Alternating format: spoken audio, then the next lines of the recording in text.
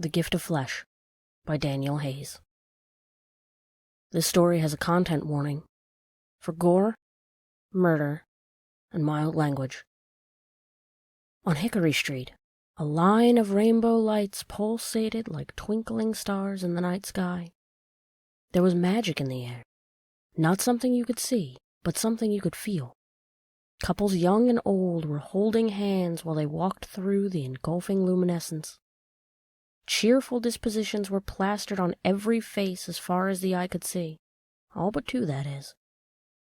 Hastily walking among the citizens was a young couple in their mid-20s, Joe and Mary Higgins. The two tag-team partners pushed and shoved their way through the overcrowded street, hoping to reach Dr. Phillips before he left his office. Joe had developed a nasty rash on his right shoulder, and no matter what he tried, couldn't stop the itching.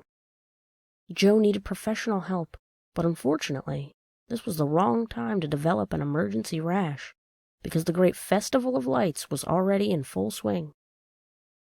The Festival of Lights is held every year in Ruby City to celebrate personal successes. Legend has it that when a person achieves something special in their life, a bright light shoots up into the sky and becomes a shining star. To honor this legend, lights are hung throughout the city to celebrate. Each colored light represents a milestone in a person's life, or a dream that has come true.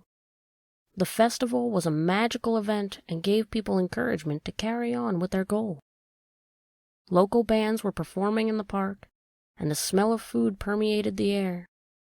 Later in the night, a huge fireworks show was planned, and rumor had it that this year would be special.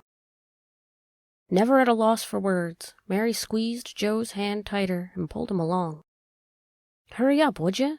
We're going to be late for our appointment." Joe grimaced. He opened his mouth to utter something he thought was important, but the nagging itch distracted him. He dug his nails deep into his blue shirt and started clawing. Mary rolled her eyes and continued to lead him like a stray dog through an urban jungle. Destination in sight, their hustle paid off. Mary and Joe rushed into the doctor's office with only a few minutes to spare. Joe quickly took a seat and scratched at his shoulder like a mangy mutt with a flea problem. The surrounding seats were empty, much to Joe's delight, but he could care less at this point. Nothing else mattered but the all-consuming itch. Mary slammed her hand down on the reception desk to get the secretary's attention, who was busy chatting on her personal phone. Stupid witch.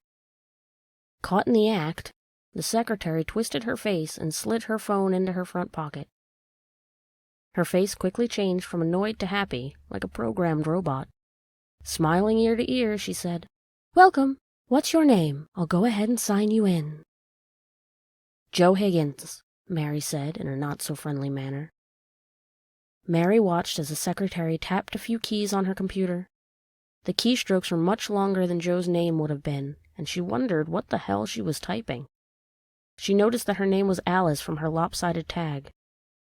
"Have some class, why don't you?" With one more thunderous tap to punctuate the finale, Alice uttered, "Okay, you're all set. The doctor will be with you shortly." Mary scrunched her lips together as though she had just tasted a piece of sour candy and took a seat next to her husband, who was still scratching away. She took a deep breath to ease her stress, but it didn't work. Watching Joe sway back and forth like a madman with chickenpox was starting to drive her crazy. She could almost feel her skin itch at the sight of him. 30 minutes later, a nurse opened the door and called out, "Joe Higgins?" Mary stood up and started walking towards the nurse and noticed Joe was so fixated with his scratching that he didn't even hear his name called. Mary shook her head in disapproval and marched her way back to him. She grabbed his hand and pulled him along. In the back of Mary's mind, a thought had occurred. With Joe's itching problem and having to be pulled along, her husband was turning into a dog. An idea so ridiculous, her sour expression lifted, and her lips curled into a smile. The nurse led them into the first empty exam room and swiftly took Joe's vitals. He had no fever, and his blood pressure was only slightly elevated, perhaps from all the stress. After a few standard questions, she said, "The doctor will be with you shortly," and left the room. Mary bit her bottom lip as Joe slammed his shoulder against a nearby cabinet and used it as a scratching post. "Take it easy, Joe. The doctor's on his way." Her words were muted as he dug his shoulder deeper into the corner of the golden cabinet. Writhing back and forth, the itch seemed like it was getting worse. Mary couldn't believe what she was seeing. She fumbled for the right words. "You know, Joe, I care about you, and I'll always be here for you. But you have to compose yourself. Dr. Phillips will be here any minute." Joe scowled back at her, showing his teeth, and threw himself on the examination bed. At that moment, they heard a soft knock at the door, and Dr. Phillips strolled in. He had a clean, professional appearance, something that Mary admired.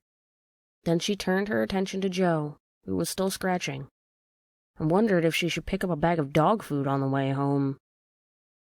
Dr. Phillips sat down and asked, "So, what brings you in today?" Joe sneered through clenched teeth.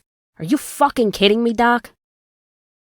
Mary gave Joe a fierce look as he withdrew. Dr. Phillips smiled warmly as he spoke. "Well, I understand you have a nasty rash." He stood up and walked over to Joe. "Let's have a look at it." As he looked at the deep red hives on Joe's shoulder, he said, "I know these things can be very stressful, but I'll have to ask you not to use that kind of language in my office again." "I can assure you that won't happen again," Mary uttered, feeling ashamed.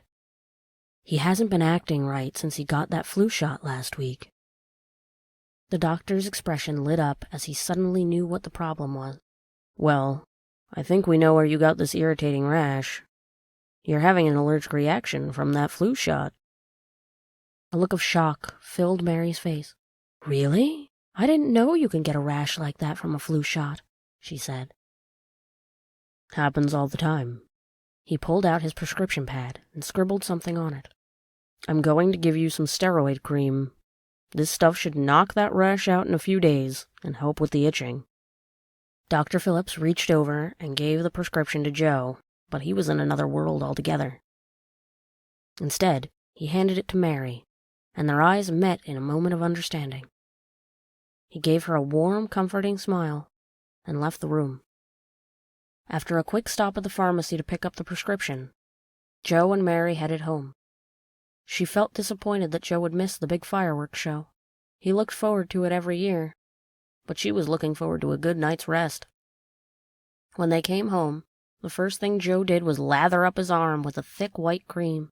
It seemed to be working.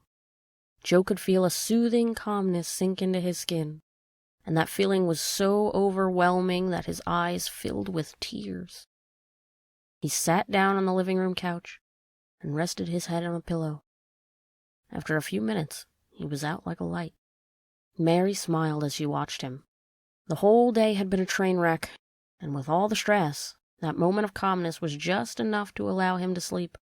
She didn't want to wake him and crept her way up the stairs. Feeling the need to relax, Mary decided to take a quick warm bath before going to bed. As the warm water caressed her skin, she felt like she was in heaven. She took a few deep breaths and closed her eyes. A thick blanket of drowsiness swaddled her mind, and she could easily doze off.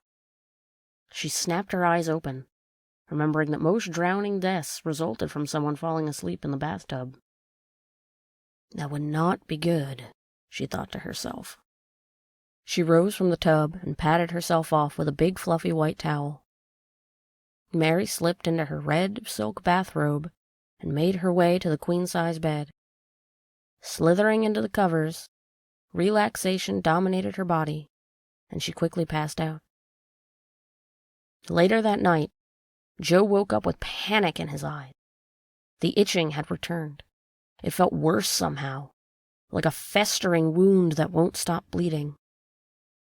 He grabbed the steroid cream from the coffee table and painted another thick layer on the rash. To his surprise, there was no relief this time, only a mad tickle. It felt like fire ants burrowing deep under the skin and setting his nerve endings on fire. He scratched and scratched, but no relief came. "Please, God, make it stop. Please, make it stop." Joe made his way to the kitchen and found the biggest knife he could. He took his shirt off and looked at his shoulder. Joe's eyes must have been deceiving him because he swore he saw the skin pulsate up and down like something was trying to get out. He watched with fixated eyes and hoped that it was his imagination playing tricks on him. It wasn't.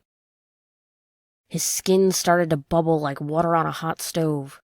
With trembling hands, Joe placed the knife against his shoulder and started to carve away. Blood streamed down his arm and splattered on the white marble floor. It didn't matter. It was a temporary mess, but the itching was everlasting. He closed his eyes and felt tears streaming down his cheeks. Put it aside and cut deeper. Cut deeper. Joe dropped the kitchen knife to the floor after cutting about 6 inches of flesh from his shoulder. He used his fingernails to dig into his skin and pull the loose tissue from his arm like a raw piece of meat. Joe held it up to the light, expecting to find the source of the rash, but didn't see anything. Frustrated, he tossed it in the trash can. When he turned around, he came face to face with Mary. She was holding a double-barrel shotgun and was aiming it at his head. "Put the gun down, Mary. What the hell are you doing?" "I'm ready to blow your head off. That's what I'm doing." Joe was speechless. Panic filled his eyes, and the itch started to gnaw at him again. He reached over to scratch his shoulder again and allowed his fingers to dig deep into the muscle tissue. Mary flinched at the gruesome sight. At that moment, Dr. Phillips emerged from the living room with a warm smile etched on his face. He stood close to Mary and said, "Keep that gun glued on him, my love." Joe ruffled his forehead in anger and yelled, "What the hell is going on here?" Mary laughed as Dr. Phillips explained the situation. "The simple answer to your question is this. Mary and I have been having an affair. We love each other, but there was always one nagging problem that stood in our way. You." Joe took a step back while his hand dug into his exposed shoulder. "Don't move, Joe, or I'll shoot you," screamed Mary. The excellent doctor continued his monotonous explanation. "I developed a special lichen serum, and I needed someone to test it on. At this time, our little love affair was in full throttle, and we needed a way to get you out of the picture. You didn't get the flu shot, Joe. I made sure you got my special cocktail." Joe looked confused and said, "I don't get it. You telling me I'm going to turn into a werewolf? How does that get me out of the picture?" Mary cut in. "When you turn, I'll shoot you dead and claim self-defense." Dr. Phillips started laughing maniacally. "It's a win-win situation for me, Joe. You see, I'll have tested the formula on you, and I'll get to steal your wife." "You bastard! Mary, you're not who I thought you were. I thought we loved each other." She laughed and shouted, "I never loved you. I was only pretending to be someone else, you disgusting dog." Joe started to run towards them, but collapsed on the floor. His body convulsed, and Joe screamed for his life. His spine twisted this way and that, and his bones cracked at every joint. Joe's body was quivering when the hair exploded all over his body. Sharp nails sprouted from his elongated fingers, and Joe's face contorted into the shape of a wolf. When his razor-sharp fangs came in, the transformation was complete. He was a werewolf. Twisting around on all fours, Joe roared in furious anger. Thick globs of saliva dripped from his vengeful maw. His nails were digging into the marble floor, and Joe's red eyes were fixed on Mary and the doctor. There was no moment of hesitation. He lunged forward with murderous intent. Boom! Mary fired the shotgun. Joe's head exploded like someone had placed a hand grenade in his brain. His limp body fell to the floor with a deafening thud. Mary looked at Dr. Phillips and pressed her lips against his. Some people say that relationships are hot and heavy initially, and in this case, that remains true. Mary and the good doctor made love right on top of the blood-soaked kitchen floor. Mary howled in the twilight of the moon. A few hours later, Dr. Phillips and Mary held hands as they walked through the Festival of Lights. The echoing booms of the fireworks show shook the ground and made them feel alive. Together, hand in hand, they hung a beautiful lantern on a nearby tree in the park. A small celebration of their dreams coming true. As the night grew on, the two lovebirds decided to go back home. They still needed to call the police and report the incident. The story was simple enough.